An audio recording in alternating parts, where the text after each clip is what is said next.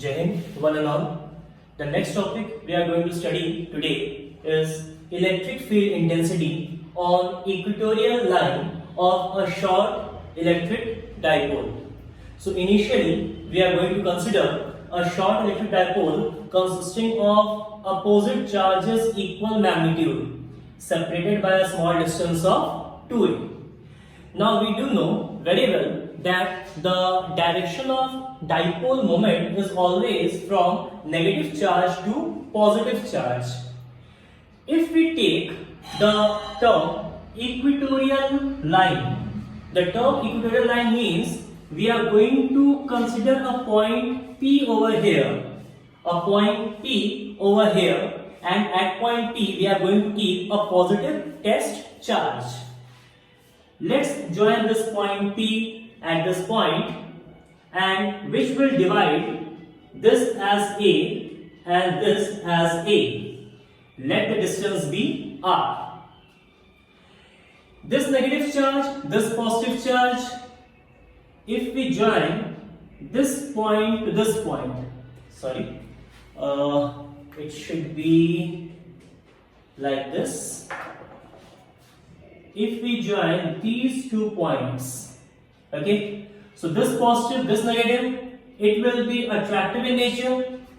This is positive, this is positive. Now if we draw it like this, we are going to draw it by a scale, so obviously it will be a straight line. Okay, so it will be repulsive in nature. For this positive charge, if we consider it as E1, and if we consider this as E2, this Q, positive Q, will be making an angle theta. It will also be making an angle theta. Okay. So for this E2, we are going to have two components, as we can see that if we draw a parallel to the base, this E is going to have a component over here named as E2 cos theta, and in this side it should be E2 sin theta. In the similar way, this E1 will going to have a component in this side. Why we are going to having a component in this side? Because this theta has an alternate angle over here. This theta has a corresponding angle over here. That's why. So this E1 is going to have a component as E1 cos theta and a component over here E1 sin theta. Let me explain it once more, because it is one of the most important topics which is going to come in board exams. We are going to have an electric dipole, negative Q, positive Q, separated by a small distance, 2a. We are going to find the electric field intensity at point P. The point P will be carrying a positive test charge. Now the negative Q will be having attractive force, the positive Q will be having a repulsive force. The attractive electric field intensity is given by E2, the repulsive electric field intensity is given by E1. If this is theta, this will also be theta, corresponding angle. If this is theta, this will also be theta as a alternate angle. Now E2 is going to have an angle, a component over here named as E2 cos theta, and over here as E2 sin theta, since we broke it into the components as we have studied in vectors class 11th. So E1 is going to have a component over here, E1 cos theta and E1 sin theta. Now individually we are going to write the values of E1 and E2. If this is R and this is A, then this side by Pythagoras theorem we will get as under root of what? R square plus A square, and this side will also be under root of R square plus A square, and hence we can make an isosceles triangle. So the value of E1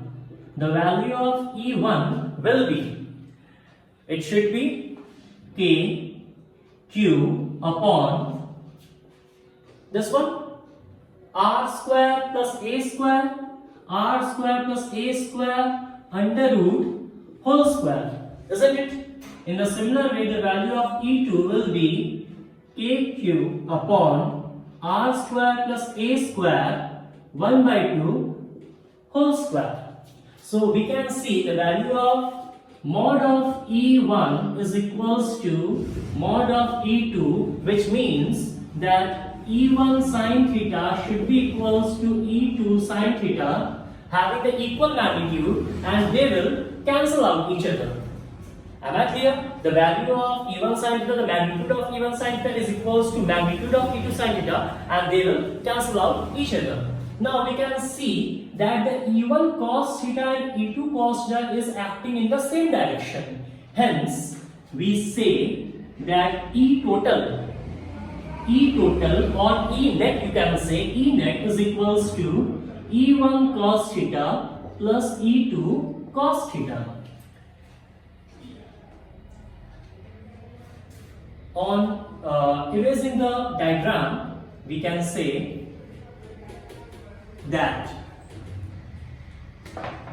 since E1 mod is equals to E2 mod, therefore E net or E total, as I have written over there, is equals to 2E cos theta.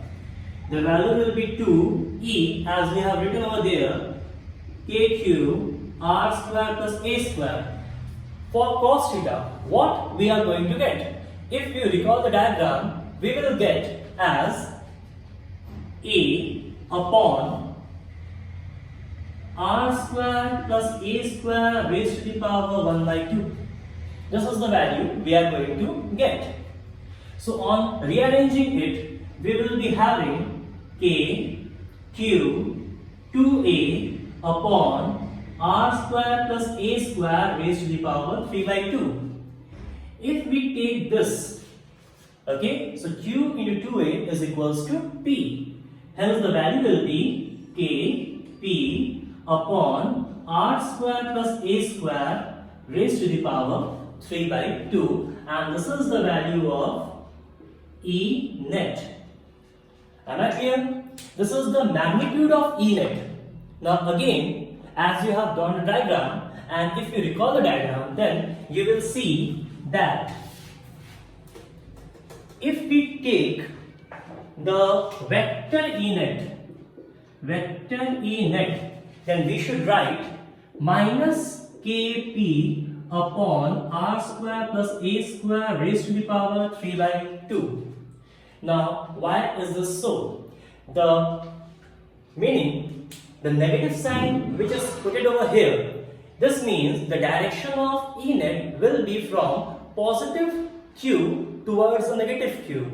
However, the value of dipole moment is from negative Q to positive Q. But the resultant, the E net we are going to get is from positive Q to negative Q, and this sign denotes the opposite direction of dipole moment, and we are going to have a vector over here too. So this is your final outcome of electric field intensity on equatorial line of a short electric dipole. Thank you.